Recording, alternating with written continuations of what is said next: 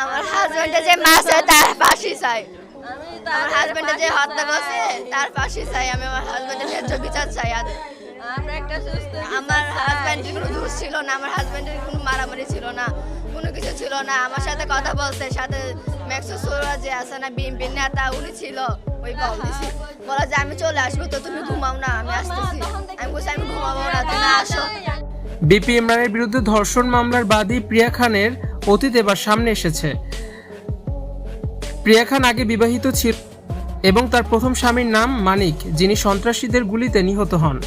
আর তার স্বামীকে গুলি করেছিল ভাইরাল সেই সাজ্জাদ। জনপ্রিয় কন্টেন্ট ক্রিয়েটর বিপি ইমরানের বিরুদ্ধে ধর্ষণের মামলা করে আলোচনায় আসা অন্য এক কন্টেন্ট ক্রিয়েটর টিকটকার প্রিয়া খানের ব্যক্তিগত জীবন নিয়ে নতুন এবং চাঞ্চল্যকর তথ্য সামনে এসেছে।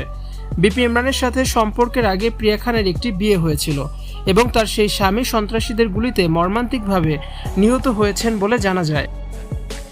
প্রিয়া খানের প্রথম স্বামীর নাম ছিল মানিক। মানিক চট্টগ্রামের বাসিন্দা ছিলেন এবং গত 2025 সালের শুরুর দিকে চট্টগ্রামের বাকুলিয়া এলাকায় একদল সশস্ত্র সন্ত্রাসীদের গুলিতে তিনি নিহত হন।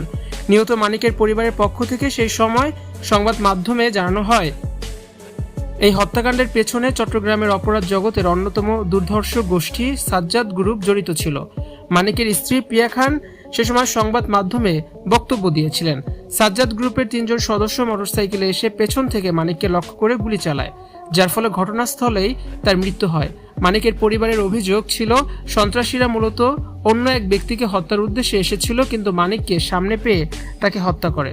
প্রিয়া খান সম্প্রতি বিপি ইমরানের বিরুদ্ধে সাভারের আশুলিয়া থানায় বিয়ের প্রতিশ্রুতি দিয়ে ধর্ষণের মামলা করেন। এই মামলার পর বিপি ইমরান গ্রেপ্তার হন। তবে বিয়ের কথা প্রিয়া খান শুরুতে স্বীকারই করেননি। পরে চাপে পড়ে বিয়ের এই কথা তিনি স্বীকার করেন, কিন্তু বলেন তিনি সংসার করেননি।